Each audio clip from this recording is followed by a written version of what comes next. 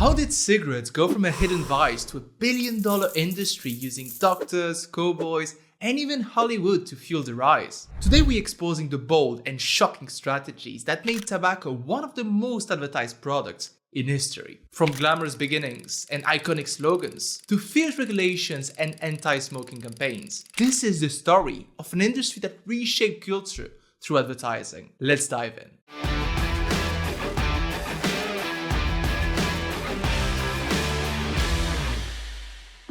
Let's first come back to the late 1800s, when the first cigarette ads started popping up.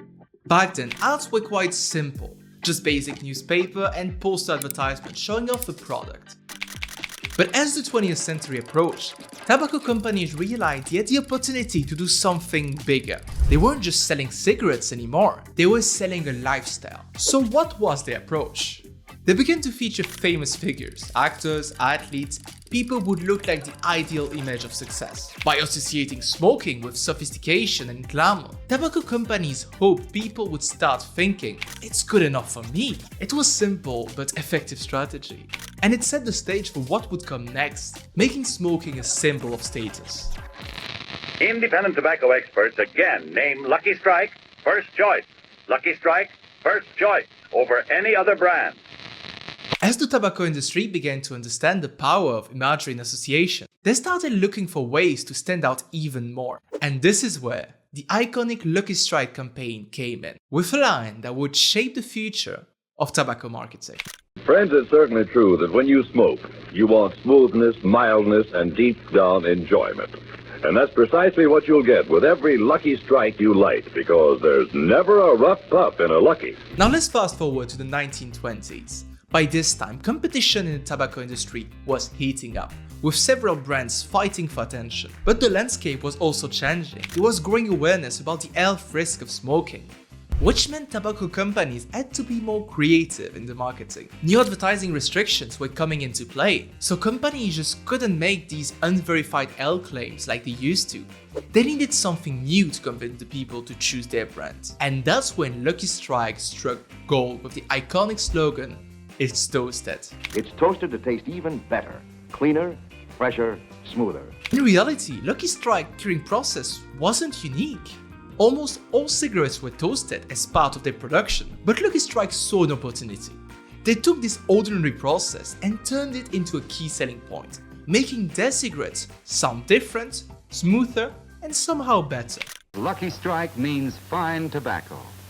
Carefully selected at markets all over the South, patiently aged and perfectly blended, this fine Lucky Strike tobacco makes a fine cigarette.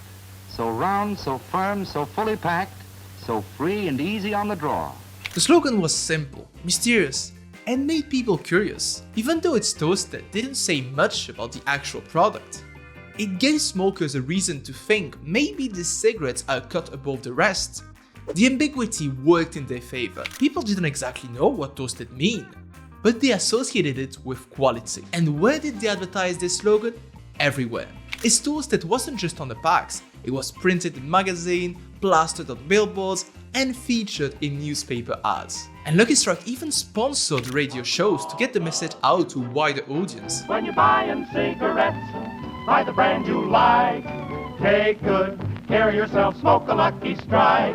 At a time when mass media was just starting to take off, they were reaching millions of people with this simple phrase. The slogan became instantly recognizable, turning Lucky Strike into a household name. So what was the effect of It's Toasted campaign then? It was hugely successful. By presenting themselves as the brand that was somehow safer or smoother, Lucky Strike gave smokers a reason to feel confident about choosing their product over others. The campaign helped Lucky Strike rise above the competition, proving that sometimes a powerful slogan can be as effective as the product itself. And the impact of this campaign didn't just end there. Seeing how successful the campaign was, Lucky Strike realized that there was an even bigger market they hadn't tapped into yet. Enter the female smoker, and the beginning of a whole new era in tobacco advertising. Happy, go lucky, it's light up time for the taste that you like. Light up a Lucky Strike, relax. It's light up time. Lucky Strike, its toasted campaign, proved that slogans and smart advertising could make a massive difference. But the tobacco industry was just getting started. In the 1920s, there was an untapped market that tobacco companies were eager to reach. Women. Smoking was still seen as a masculine activity, and it was considered improper or taboo for women to smoke in public. This limited half the population for even considering cigarettes. But one campaign would change that forever. Enter Edward Bernays, a pioneer of public relations and a man with a knack for bending public perception. In 1929, George Washington Hill, the president of the American Tobacco Company, approached Bernays with a challenge: to break the taboo against women smoking in public. During New York's Easter Sunday parade, Bernays arranged for a group of young women to light up cigarettes and walk proudly in front of photographers. He persuaded a group of rich debutantes to hide cigarettes under their clothes. Then they should join the parade, and at a given signal from him, they were to light up the cigarettes dramatically. Bernays then informed the press that he had heard that a group of suffragettes were preparing to protest by lighting up what they called torches of freedom. Symbolizing independence and liberation, the images and headlines were electrifying. Women across the country saw these stylish young women holding their torches of freedom, and smoking suddenly became a symbol of empowerment and modernity. This wasn't just an ad campaign, it was a cultural moment. For many women, smoking became a way to assert their independence and break free from traditional expectations. Overnight, cigarettes were rebranded as symbols of equality and freedom. This campaign opened up a huge new market for tobacco companies and showed the world just how powerful a well-crafted PR stunt could be. The next day, this was not just in all of the New York papers, it was across the United States and around the world. And from that point forward, the sale of cigarettes to women began to rise. He had made them socially acceptable with a single symbolic act. Torches of Freedom campaign was just groundbreaking. It demonstrated that advertising could go beyond selling products and actually reshape social norms. With women now joining men in the smoking trend, the tobacco industry continued to evolve its advertising techniques. And just when people were starting to question the health effect of smoking, a new kind of ad emerged. One with doctors in white coats endorsing cigarettes. Day after day, you'll be smoking the cigarette recommended by eminent nose and throat specialists to patients who smoke. The one cigarette proved definitely milder than any other leading brand. By the 1940s, cigarette sales were booming, but concerns about the health risk of smoking were beginning to surface. Rumors were swirling about smoking being bad for you, and tobacco companies had to act fast to counter these concerns. So they came up with a bold strategy to reassure the public, one that seems shocking by today's standards. The doctor's report. From coast to coast, doctors in every was Camel. Yes, according to this nationwide survey, more doctors smoke Camels than any other cigarette. Camel, one of the leading cigarette brands, launched an ad campaign claiming that more doctors smoke Camels than any other cigarettes. The ads featured doctors in white coats, often holding a cigarette, sometimes with a stethoscope around their neck, looking calm and professional. The message was clear. If doctors, trusted medical professionals, were smoking Camels, then surely it couldn't be that bad for you. This campaign was everywhere. Newspaper, magazines, and even radio ads. And Camel even paid for surveys that supposedly showed doctors choosing their brand, using these results to bolster the campaign. This clever yet very deceptive tactic worked wonders. People saw these ads and thought, if doctors trust it, then it must be safe. The campaign was so effective that other brands quickly followed suit, each one trying to outdo the other with endorsements from experts. And it comes from a doctor who's been examining a group of Chesterfield smokers. The impact of these doctor-endorsed ads was massive. They reassured millions of Americans that smoking was a normal and even healthful habit. These ads made smoking feel socially acceptable and eased people's fears about potential health risk. And for a while, the strategy worked. Well, of course, until scientific evidence and health concerns became impossible to ignore. This campaign by Camel became one of the most notorious examples of advertising shaping public perception. It demonstrated just how far companies would go to maintain consumer confidence, even if it meant misleading the public. But the industry response to health concern didn't just stop with doctor endorsements. As science began to connect smoking with serious health risk, tobacco companies had to get even more creative. And that's when filter cigarettes hit the scene, marketed as the safer way to smoke. Now, Parliament with recessed filter is best. Best is the word for this new hi-fi Parliament. Over 30,000 traps. No other popular cigarette delivers less nicotine and tar. And because this filter is recessed, trapped nicotine and tar can't get on your lips. As health concern around smoking continued to grow in the 1950s, tobacco industry faced a new challenge: how to reassure public that was beginning to worry about the risk of smoking. With more people becoming aware of the potential harms, tobacco companies needed a way to make the product seem safer, without actually addressing the risk, of course. And that's where filter cigarettes came in. Just take any other filter cigarette. Chop the filter, like this. Filter cigarettes were marketed as an healthier choice, suggesting that filters could somehow remove the harmful elements of smoking. This was the tobacco industry's way of saying, we are listening to your concern, without actually changing much. Filter became an appealing feature, and soon, filter cigarettes dominated the market. Well, in reality, these filters did little to make cigarettes safer, but they worked wonder as a marketing tool. This new safer image was especially effective amongst women, with campaigns often emphasizing elegance and refinement. Filter cigarettes were marketed as clean, sophisticated and less harsh, qualities that appeal strongly to female consumers. Brands like Virginia Slims seized this moment with the slim, slick design and slogans like, "You've come a long way, baby." You've come a long way, baby. Introducing new Virginia Slims, the slim cigarette for women only, tailored for the feminine hand. Slimmer than the fat cigarettes men smoke, with flavor women like. Rich, mild Virginia flavor. New Virginia Slims in the slim purse pack. The ad associated smoking with liberation, confidence, and independence. Ideas that resonated with the feminist wave of the 1960s and 70s. Filter cigarettes marked a pivotal shift in tobacco marketing. They gave people, and especially women, a reason to smoke without guilt, creating a sense that they were choosing a modern, safe alternative. This was a powerful tactic, as it allowed tobacco companies to sidestep growing health concern while expanding their market reach. But as filter cigarettes gained popularity among women, the industry knew it needed something different to capture the male market. And that's where a new figure appeared, one that would go on to become one of the most iconic images in advertising history, the Marlboro Man. You don't see many wild stallions anymore.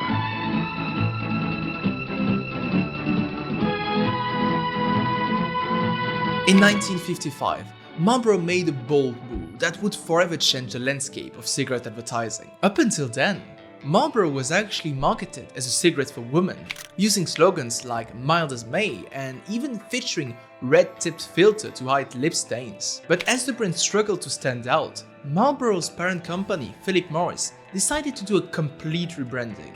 The Marlboro Man was the embodiment of rugged masculinity. He was a cowboy, a man of the land, rough around the edges and independent. This was a man who didn't follow trends, he set them. The ad campaign featured this cowboy figure smoking Marlboro cigarettes against a backdrop of wide, open landscapes. No slogans or detailed product descriptions were needed here.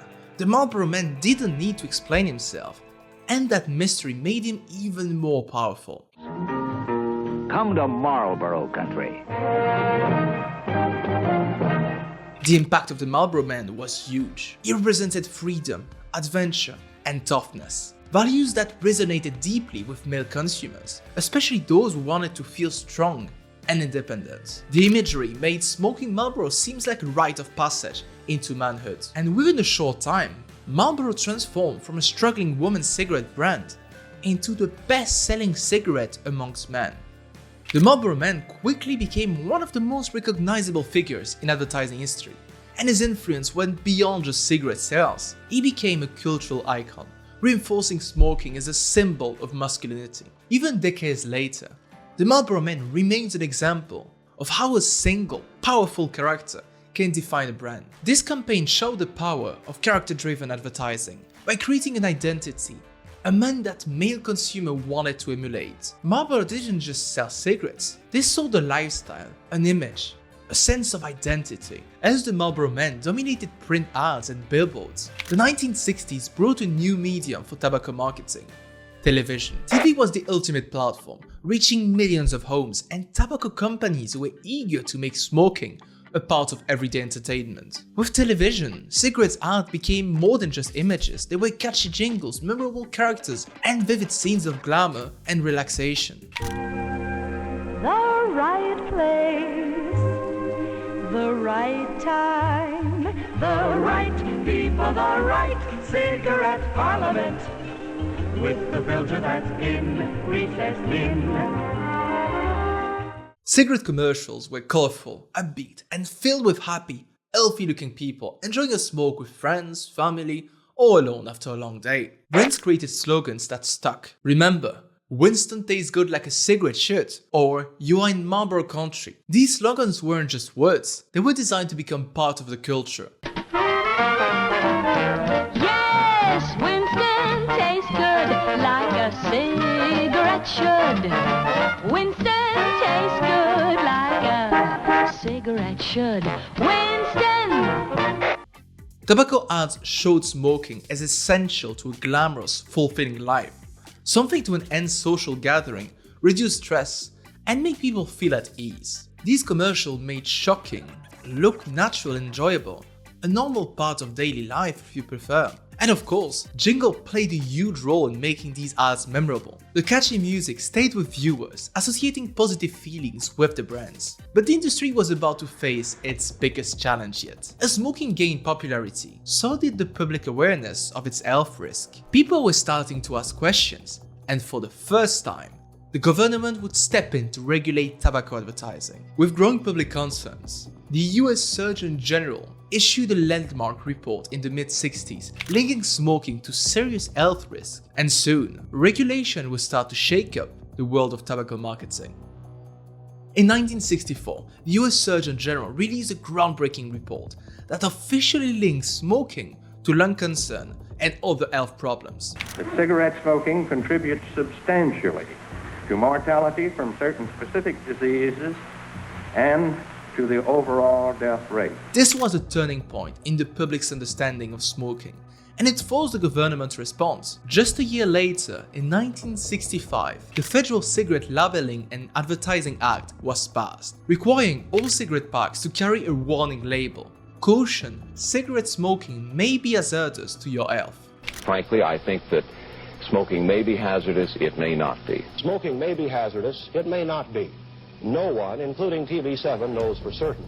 It may be or it may not be, we don't know. This was the first major step in tobacco regulations, and it marked a shift in how cigarettes could be marketed. But let's be honest, these small warnings weren't enough to deter smoking, and the industry was still free to advertise heavily on television. And so, in 1970, Congress took an even bigger step, banning all cigarette advertising on TV and radio. Starting in 1971, cigarette commercials would disappear from the airways, ending a major era of tobacco advertising. The Philip Morris Company has bought all commercial time on the first half hour of all the network talk shows tonight. That is the last half hour on which it is legal to sell cigarettes on radio or television in the United States. It marks, as we like to say, the end of an era. It's been a long era. This ban forced tobacco companies to get creative with their marketing. They would have to rely on print, billboard, and sponsorship to keep their brands alive. The impact of these regulations was huge. Tobacco companies lost their most effective advertising platform, and public health advocates saw it as a victory in reducing smoking rates. But the tobacco industry was resilient. Determined to stay relevant, companies shifted their focus to new forms of marketing, especially through sponsorship and partnerships in sports, music, and even Hollywood movies. These turning points showed how the relationship between advertising and regulation was evolving. With tobacco companies under scrutiny, the public was becoming more aware of the health risk, but tobacco brands weren't ready to give up their place in the spotlight just yet. Faced with these new restrictions, the tobacco industry turned to creative alternatives to stay in the public eye, and as they left TV behind, they found new ways to maintain their influence through sponsorships, events, and even product placements in movies. With cigarette ads banned from TV and radio, tobacco companies faced a new challenge: how to keep their brands visible without traditional advertising. Determined to stay relevant, they turned to a new strategy: sponsorship and product placement. These tactics allowed tobacco companies to associate their products with the excitement of sports and the glamour of Hollywood, keeping the brand in the public eye without direct ads. One of the biggest successes of this strategy was tobacco sponsorship in sports. Brands like Marlboro and Camel invested heavily in NASCAR, Formula 1, and other high-profile events. Marlboro 1 in particular became known for sponsoring Formula 1 racing teams with its red and white logo put everywhere on race cars and uniforms. These sponsorships associated the Marlboro brand with speed, excitement, and adrenaline, reaching a massive global audience. For fans, the brand became a symbol of thrill and adventure, subtly reinforcing smoking as part of an exhilarating lifestyle. Hollywood also became a powerful vehicle for tobacco advertising.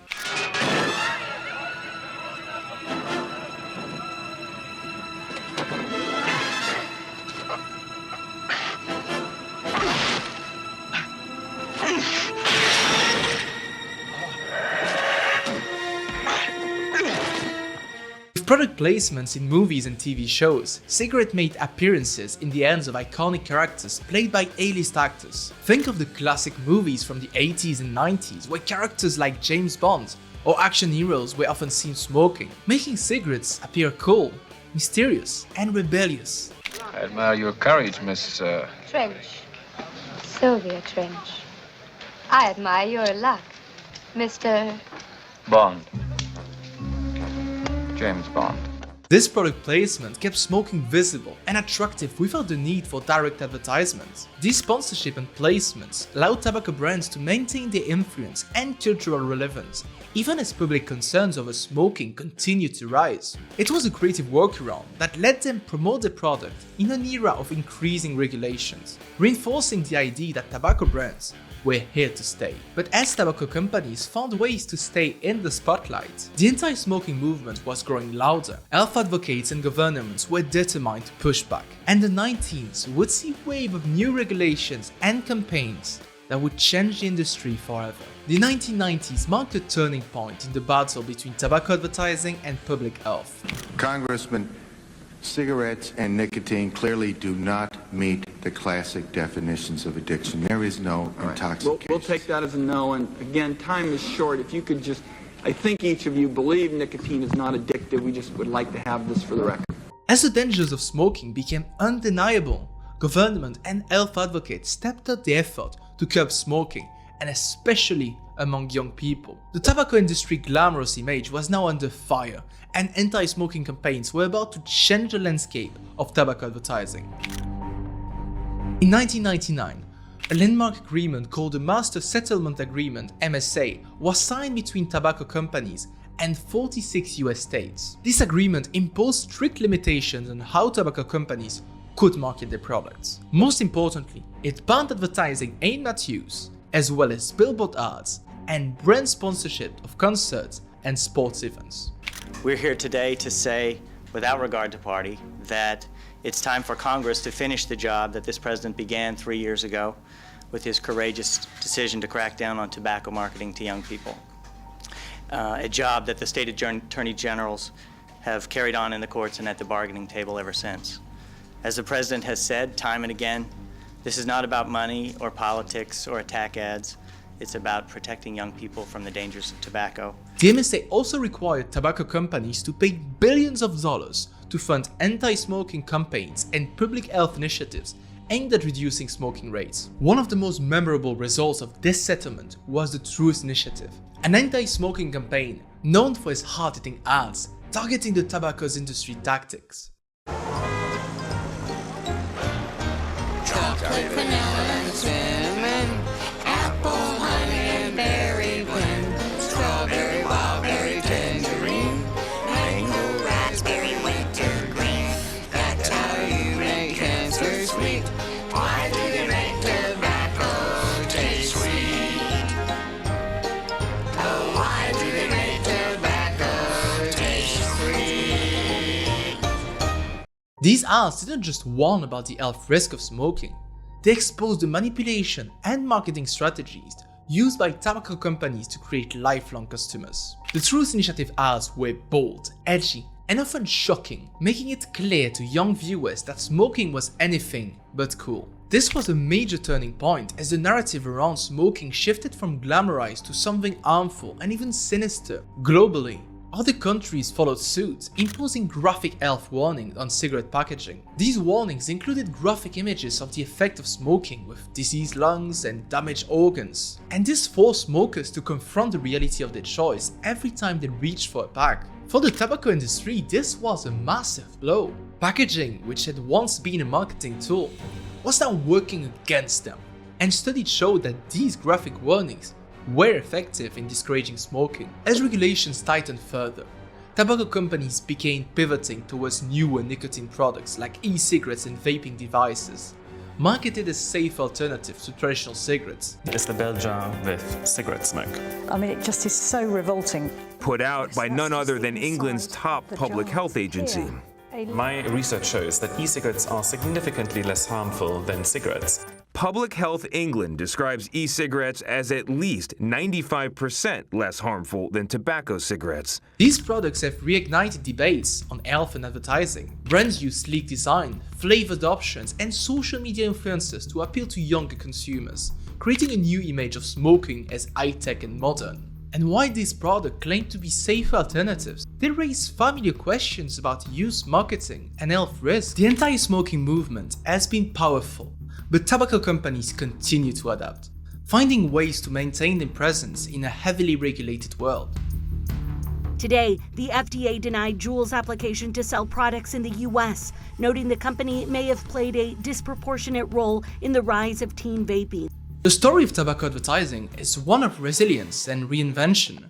An industry that has, despite all odds, managed to stay relevant, whether it is through traditional cigarettes or these new emerging nicotine products. And that brings us to the end of our journey through the evolution of tobacco advertising. From early celebrity endorsements to the rebellious Marlboro Man, to graphic health warning and anti-smoking campaigns. The tobacco industry has shaped and been reshaped by advertising like no other. And while the future of tobacco may lie in these new nicotine products, the lesson from its advertising history remains clear. Marketing has the power to influence culture, behavior, and even perceptions of health. Thanks for joining us today in this retrospective on advertising in the tobacco industry. Let us know which industry you would like us to cover next. And as always, if you're wondering how brands manage to get ads everywhere effortlessly, we have an online course on programmatic advertising made just for you on our website, tedjordan.org. Thank you for tuning in. Consider liking and subscribing if you enjoyed this episode, and talk to you soon.